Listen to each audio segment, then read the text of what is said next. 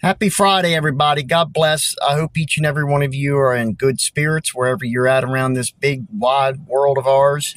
I know everybody, I'm just going to get right into the meat and potatoes of what I want to talk about. I know everybody knows about AI and the advancements that's happening on an absolute fast pace with this AI stuff, artificial intelligence and the engineering that comes with that. It's just moving along at lightning speed.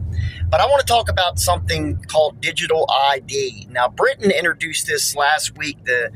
Their leader went to the podium and spoke that it's going to be implemented throughout the United Kingdom. You won't be able to work or do anything of that nature without this digital ID. And if I'm not mistaken, Canada is going to be coming on board with it, and so is Australia, which are colonies, as you know, of the United Kingdom.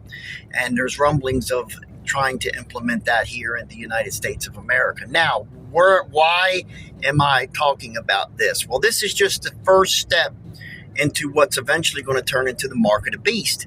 Because right now in the United Kingdom, if you do not get that digital ID with your information on it, you're not going to be allowed to work. And you know as well as I do, if you can't work, you can't buy food. And if you can't buy food, you can't sustain your life.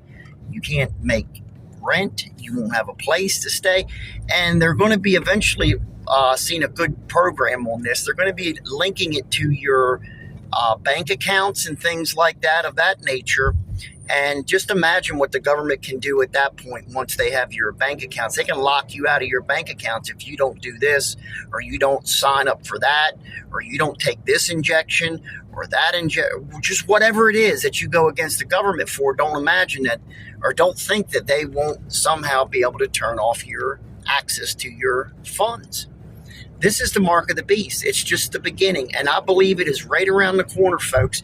You need to pay attention to these things. Now, as one that believes in a pre-tribulation rapture, and I know there's good arguments for a mid-trib rapture and a post-trib rapture. I've heard them all, and there is. I'm not going to say that. I just was brought up believing in a pre-trib, so I believe that the Christians will be raptured out. The church will be raptured out before this stuff occurs. But if it isn't, you need to be prepared. We need to be prepared for this because, if you take the mark of the beast, that's it, folks.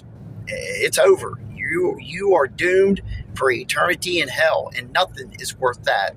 So just keep an eye on these things that are being introduced into the media and the news every day. It seems like something new. Keep an eye out, folks. Keep your ear out. God bless. Have a good